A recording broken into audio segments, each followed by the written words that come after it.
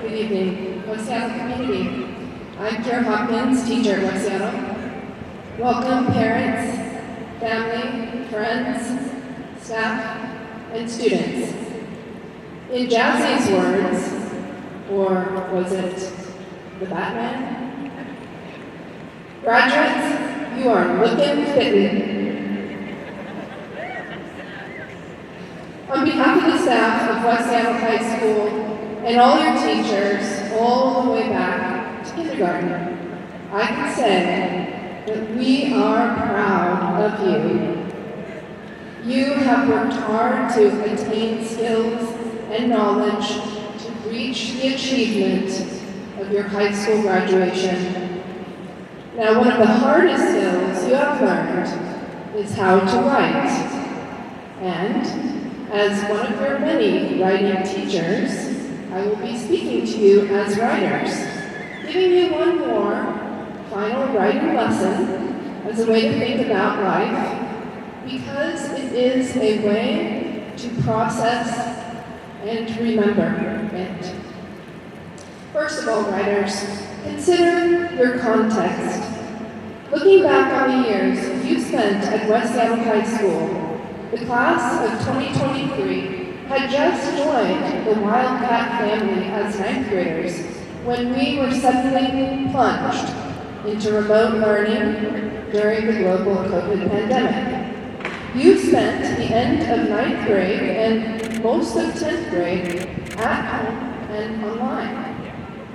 When we returned to in-person learning, we wore masks for another year, and we had to relearn how to have in-person conversations and find ways to connect face-to-face.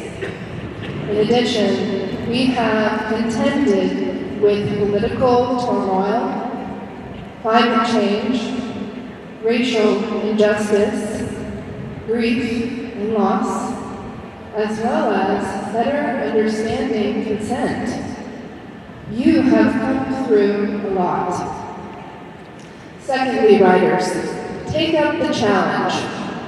With all these obstacles, you, the senior class, have risen to the challenge of earning your high school diploma.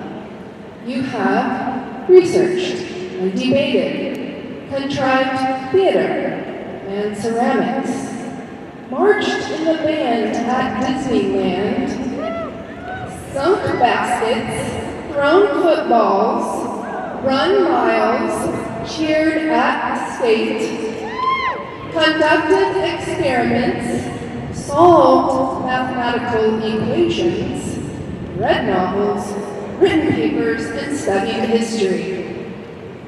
The purpose of education is to broaden the mind and open your experience. You have met this challenge. You will have more. Third, writers, stay curious and do your research. As you look ahead to your future, using Bailey's metaphor, as a river rolls down from a mountain, I encourage you to follow your instincts and interests.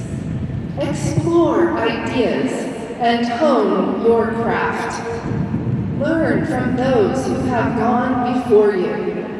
Check your sources and challenge the bias we find in media and in ourselves. Try to learn about those who are different from you. And remember to trust your own ideas and intelligence and not replace it with artificial intelligence. Next, writers, make a plan and do the work of drafting, but leave room for the magic of the moment. In life, we make plans for our future, and you have many wonderful hopes and plans for yours. But this is a time to explore and be open to the surprise, connections, and opportunities that may arise. Say yes when a door opens, and trust in the moment when it closes. And be sure to take time for rest and self-care when you need it.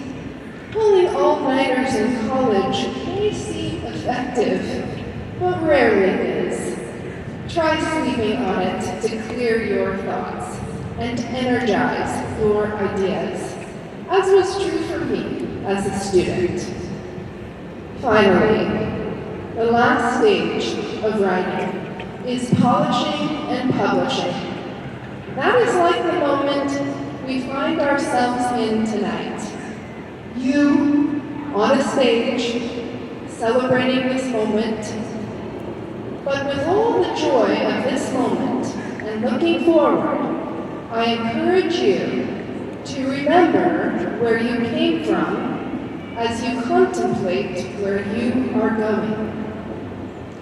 I will leave you with the words of the poet, Joy Harjo, the first Indigenous Poet Laureate of the United States, who reminds us of the importance of memory in her poem titled, Remember.